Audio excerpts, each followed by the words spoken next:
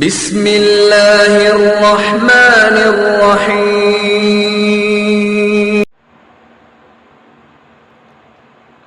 السلام علیکم ورحمۃ اللہ وبرکاتہ۔ ان الحمد للہ نحمده ونستعینه ونستغفره، اللهم صل علی محمد وعلى آل محمد كما صلیت علی ابراہیم وعلى آل ابراہیم انک حمید مجید، اللهم بارک علی محمد وعلى آل محمد كما بارکت علی ابراہیم وعلى آل ابراہیم انک حمید مجید۔ آج کا ہمارا موضوع ہے، آج کا ہمارا ٹاپک حقوق العباد۔ حقوق العباد، حقوق جمع ہے، اس کی واحد حق ہے، عباد جمع ہے، اس کی واحد عبد ہے، اور عبد کا معنی بندہ ہے۔ عبد عربی زبان کا لفظ ہے، حق لغوی معنی درست مطالبہ، جائز حصہ۔ اس کا اصطلاحی معنی ہے حقوق العباد سے مراد بندوں کے وہ جائز اور درست مطالبات ہیں جو اللہ تعالیٰ اور رسول اللہ صلی اللہ علیہ وآلہ وسلم کے حکم کے مطابق دوسرے بندوں پر عائد ہوتے ہیں۔ ایک فرد کے ذمے دوسرے کے فرائض یا ذمہ داریاں، اس کو حق کہا جاتا ہے۔ حقوق کی دو اقسام ہیں، ایک حقوق اللہ ہے اور دوسرا حقوق العباد ہے۔ حقوق اللہ نماز، روزہ، زکوٰۃ اور حج، اور دوسرا حقوق العباد ہے بندوں کے حقوق۔ حقوق اللہ وہ حقوق ہیں جس کے بارے میں اللہ رب العزت فرماتے ہیں کہ میں چاہوں تو ان کو معاف کر دوں، اور اگر چاہوں تو ان کے بارے میں پوچھ لو۔ لیکن حقوق العباد وہ ہیں کہ جس کے بارے میں اللہ رب العزت فرماتے ہیں کہ میں ان کو معاف نہیں کر سکتا۔ لیکن یہ بات اپنے ذہن میں رکھیے گا کہ یہ جو اللہ تعالیٰ نے کہا کہ میں ان کو معاف نہیں کر سکتا، یہ بے بسی نہیں ہے، بلکہ اللہ تعالیٰ بندوں کے ساتھ انصاف کرنا چاہتا ہے، اور اس انصاف کی وجہ سے اللہ رب العزت فرماتے ہیں کہ میں ان کو معاف نہیں کر سکتا۔ تو یہ حقوق العباد ہیں، یعنی اللہ رب العزت اپنے بندوں کے ساتھ انصاف کرنا چاہتا ہے۔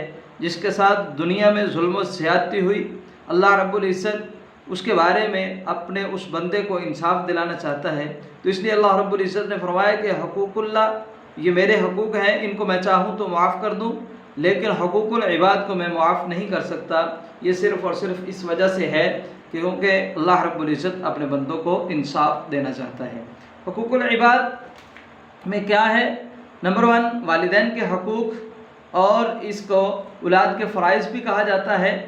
تو جب انسان اس دنیا میں آتا ہے تو اس کا سب سے پہلا واسطہ والدین سے پڑتا ہے، تو اس لیے سب سے پہلے والدین کے حقوق کا تذکرہ ہے۔ دوسرے نمبر پہ اولاد کے حقوق ہیں، والدین کے فرائض، والدین کی ذمہ داریاں۔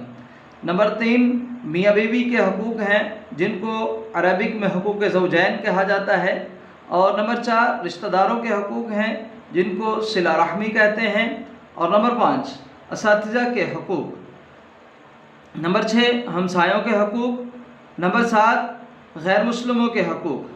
حقوق العباد کی اہمیت، اللہ تعالیٰ نے بندوں کے درمیان حقوق کا واضح تعین کر کے ان حقوق کی ادائیگی کو اپنی خوشی اور ادا نہ کرنے کو اپنی ناراضگی کا سبب ٹھہرایا ہے۔ حقوق العباد کو ایک سچا مسلمان جو ہے اس کی نظر میں حقوق اللہ ہی کی طرح محترم ہے، اور وہ اللہ تعالیٰ سے ڈرتے ہوئے ان کی ادائیگی کی بھرپور کوشش کرتا ہے۔ ایک سچا مسلمان جو ہے وہ حقوق اللہ کو جس طرح پورا کرتا ہے، اسی طرح وہ حقوق العباد کو بھی پورا کرنے کی کوشش کرتا ہے۔ تو یہ حقوق العباد ہیں۔ تو ان کے بارے میں مختصر سوالات۔ نمبر 1 حقوق العباد سے کیا مراد ہے؟ تو حقوق العباد سے مراد حقوق بندوں کے وہ جائز اور درست مطالبات ہیں جو اللہ تعالیٰ اور رسول اللہ صلی اللہ علیہ وسلم کے حکم کے مطابق دوسرے بندوں پر عائد ہوتے ہیں۔ نمبر 2 حقوق العباد کی اللہ کے ہاں کیا اہمیت ہے؟ حقوق العباد کے اللہ تعالیٰ کے ہاں یہ اہمیت ہے کہ اللہ تعالیٰ نے بندوں کے درمیان حقوق کا واضح تعین کر کے इन हकूक़ की अदायगी को अपनी खुशी और अदा न करने को अपनी नाराज़गी का सबब ठहराया है। हुकूकुल इबाद की मुआशरा की तरक्की में क्या अहमियत है? तीसरा क्वेश्चन, तो हुकूकुल इबाद की मुआशरा की तरक्की में ये अहमियत है कि अगर बंदों को उनके जायज़ हकूक़ और मुतालबात आसानी से मिलते रहें तो ऐसे बंदे जो हैं वो मुआशरा की तरक्की में बहुत ज़्यादा मेहनत करते हैं और भरपूर अपना किरदार अदा करना चाहते हैं। लेकिन अगर बंदों को उनके जायज़ हुकूक़ ना मिलें तो वो बंदे जो हैं अपनी सलाहियतें जो है उनको ज़ाया कर देते हैं, मुआशरे की तरक्की के लिए उनको बिल्कुल भी इस्तेमाल नहीं करते।